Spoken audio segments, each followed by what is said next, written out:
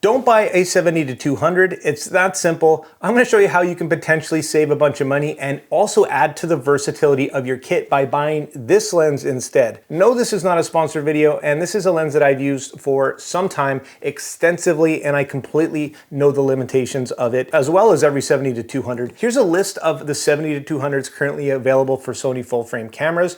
As you can see, they do range quite a bit, and for me it's really hard to justify the price of these, so let's break down why you shouldn't really be considering these. And there are a few caveats depending on who you are, but honestly I think for a hobbyist, an intermediate, maybe not strictly a professional, but just about everybody could really benefit by buying this lens instead. What's the lens, you might ask? Well, you probably already know if you watch my videos. It's the Tamron 35-150 f2 to 2.8. Okay, let's break it down here. As you see here, the cost of this lens is, well, less than some of the really great performing Sony G Master 24-70s. And although those lenses are just fantastic at what they do, they're a little bit limited by today's standards, if you ask me. If I'm honest, the 70-200 has really never been my favorite focal length. I'm either shooting wildlife and birds and I want to get right out there, or I want something that's wider so I can get more in the shot.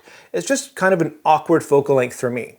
When this thing came out, however, it covers a lot of bases. For example, at 35mm at f2, it is an incredible studio lens, so if you do shoot video or even take portraits at 35mm, which is an extraordinarily versatile focal length, well, it's gonna be a great performer. Now with a fast f2.8 out to 150mm, that's amazing as well. So incredible for portraits, and you can get away with wildlife and whatnot too.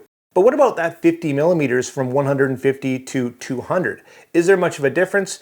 Well, because this thing is so incredibly sharp, you can pretty much just crop in that extra 50mm and really not miss a beat. You can of course use crop mode at the expense of less megapixels to allow this thing to get out even further, 50% further in fact. So optically, it's incredible throughout the entire range, rivaling the most expensive lenses out there, and that's why this thing is probably the best value for money lens that can replace several lenses for me, and I would completely and absolutely recommend it to you. A 35 f1.8 from Sony alone is going to run you around $700–750, and of course the addition of a 70-200 is going to put you way over the budget of this guy. So in terms of affordability and value, I think this is a huge win. But let's talk about performance and are there any sacrifices? Now the autofocus of this lens is just incredible, but not quite as incredible as the new GM2, of course. And that's to be expected, but it's going to cover you for most bases.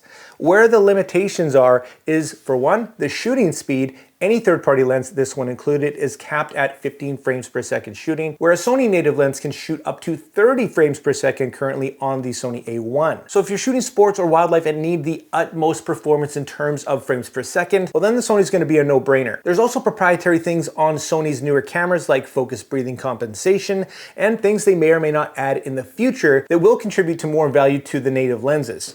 Another limitation of the Tamron compared to the new Sony G Masters is that there is the availability of a teleconverter for the Sonys, a 1.4 and 2 times teleconverter, which will make the aperture a bit slower, but will increase the overall versatility, letting you get out there a little bit further. That's just not an option for the Tamron, but for me, I would never use a 70-200 anyways for birding. I would reach for something like a 150-600 or a 100-400 or something like that. In terms of warranty, all Sony lenses typically come with a 1-year standard warranty, where the Tamron is going to come with a 6 or more year warranty depending on where you live. Overall, I've used every one of these lenses, and I have to say that this is probably one of my favorite for the simple fact that it replaces so many, and I don't have to carry around or swap lenses on my camera, and that's worth a lot to me.